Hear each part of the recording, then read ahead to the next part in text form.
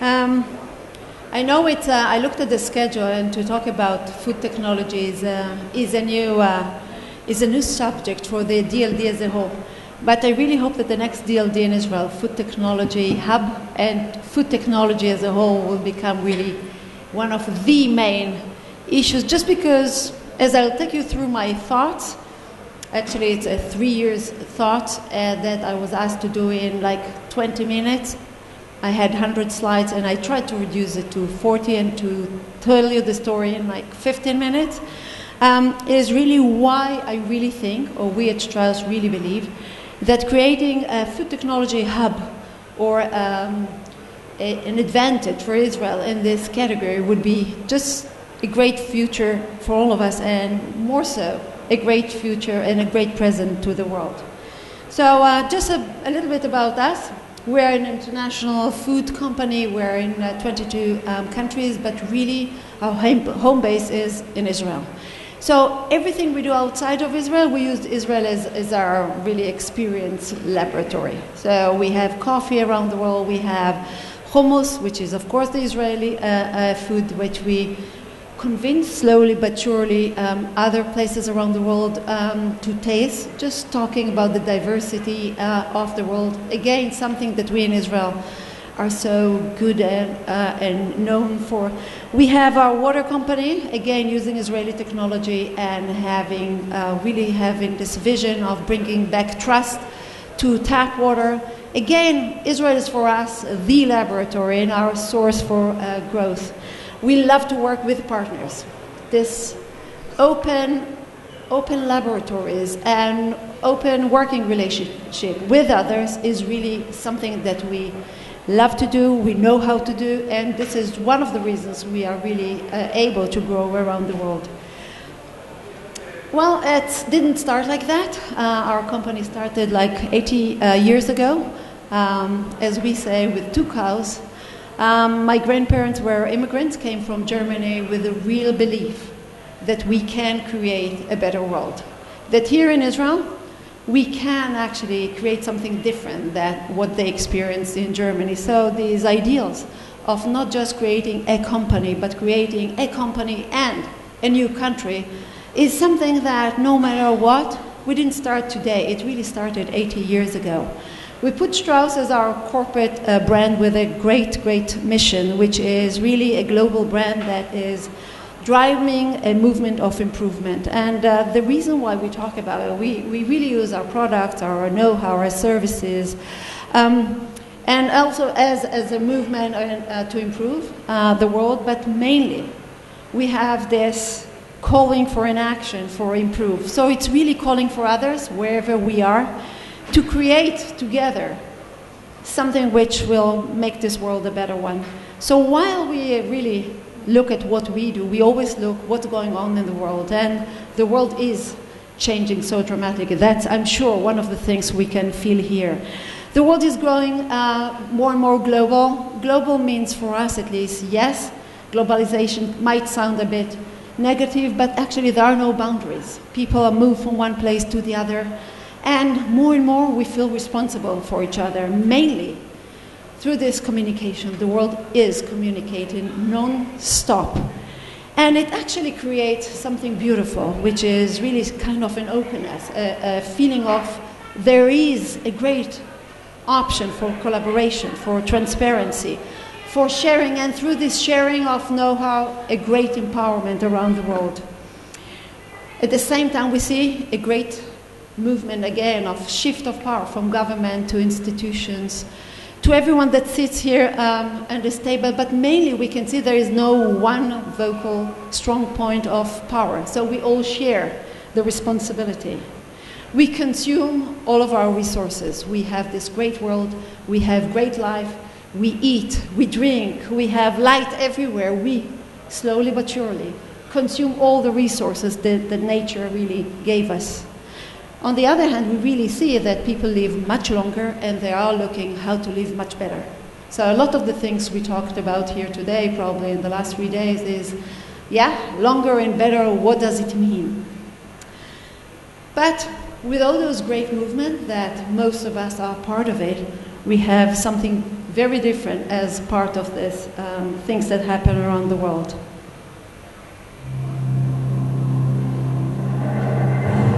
Every 5 seconds, a child dies of hunger.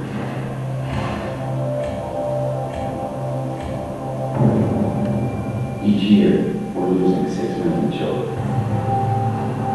That's more than the population of Manhattan and Paris combined.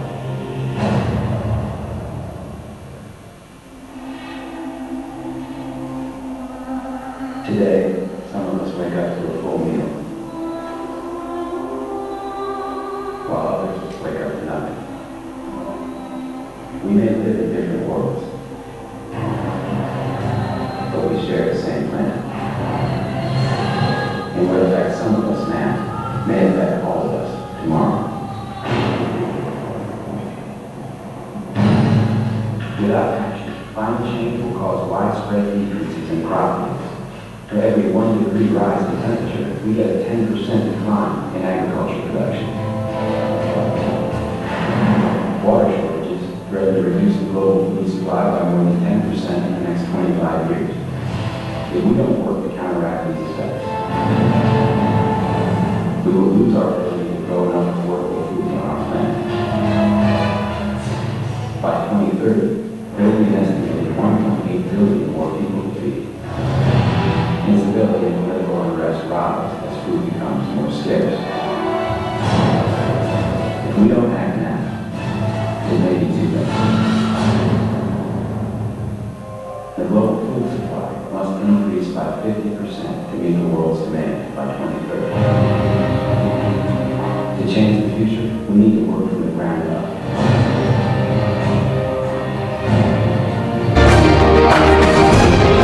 If we enable communities to grow more crops and ensure they can deliver their food to strong markets, if we invest in women and protect our natural resources,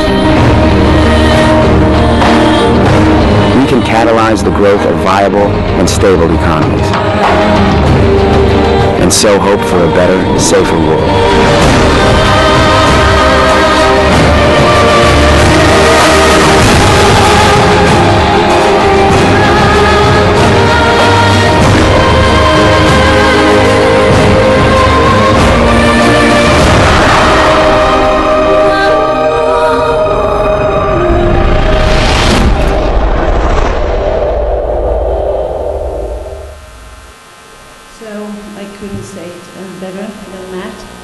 But the real question or the issue that I want to raise here is really that these are the facts, and the question we asked ourselves again and again, so what can we do about it?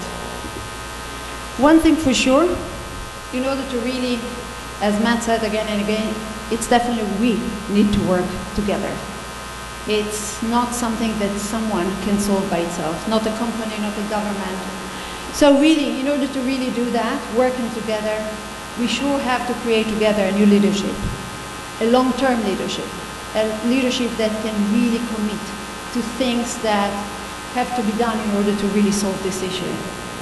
So in the world, we started to really see the three sectors sitting together, the private sector, the public sector, and the civil society, really sitting together in trying to say, okay, what is it that we can do together? I really believe that we will see new leadership coming together. I read a lot of the materials that they are talking about, for sure. It's a long-term commitment, but everyone feels the sense of urgency. We here in Israel, some of it sounds very familiar to us.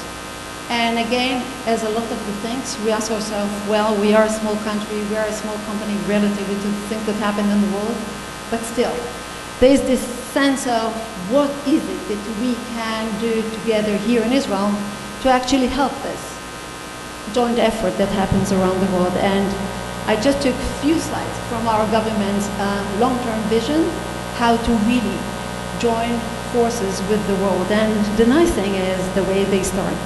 Israel, the Global Food Challenge, a déjà vu. There is something about what we here experience, and to look at our track record to the different local needs that sounds like we have the right solution to things that happen to the world. So if you look at the local challenges that Israel was facing, it still does, land scarcity, water scarcity, climate adversity, and really the fact that we developed quite quickly.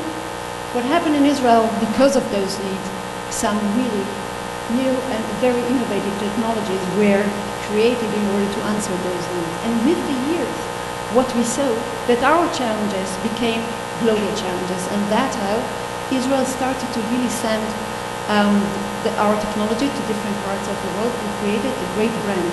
This is to the past, but we really realize that the need is much bigger, and we really need to do much more dramatic thing. And actually, the government decided to create a vision of how can we continue to invest in R&D, in our agriculture, and continue and join and serve the world with our technology and know-how. So, yes, in Israel there is a need.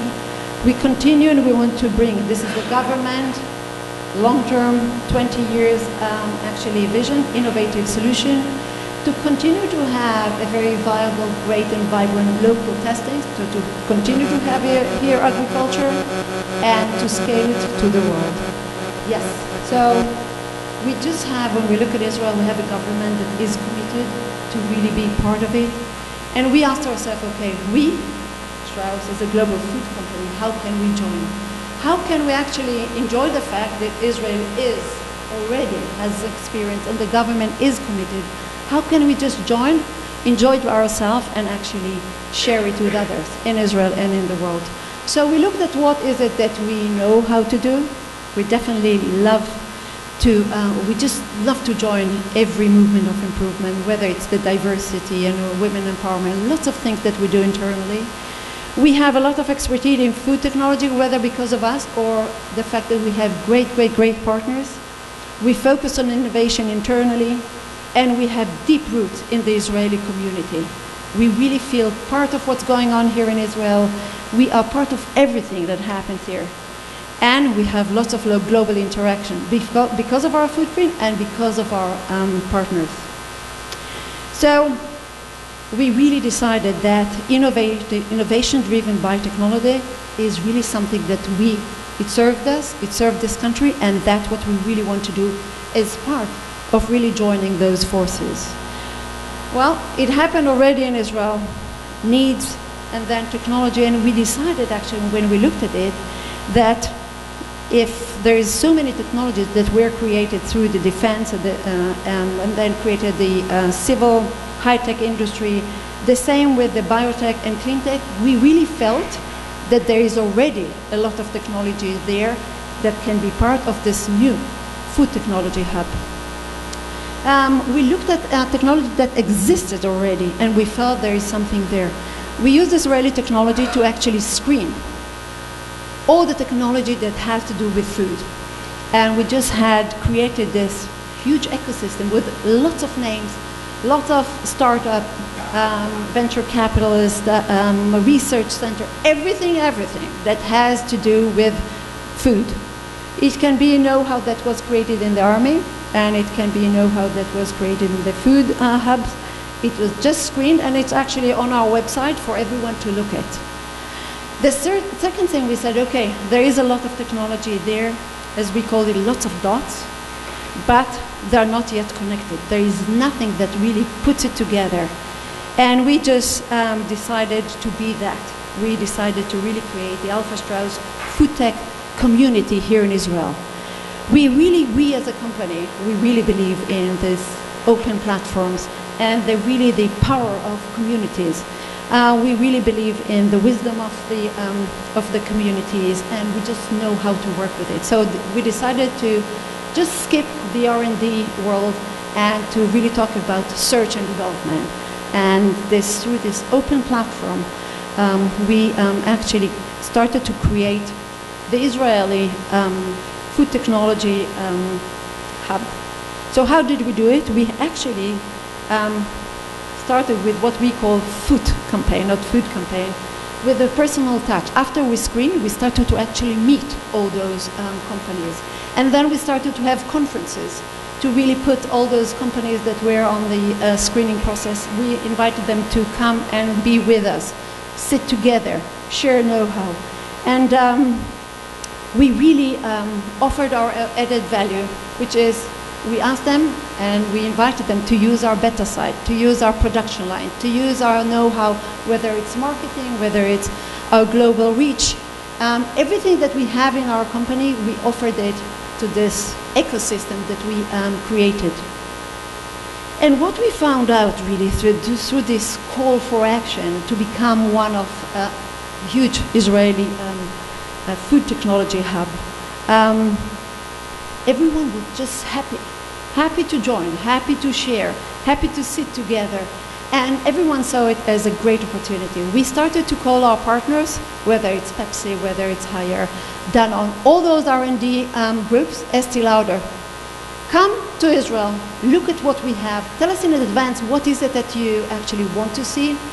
We search, we look at our website, we looked at what we have, and we just invited them to us, and we invited as much as possible, whether it's developed companies, startup, just every technology available, we made it available to them. So the more R&D people came, and the more we shared, the more actually technology was available to us as a company. So we have now a really food tech community in Israel. And it's actually the reason why I made this presentation is actually a call to you to just join us, or ask others to join us, to share with us this community, the technology they have, every hint. Look at what we have and offer it to others.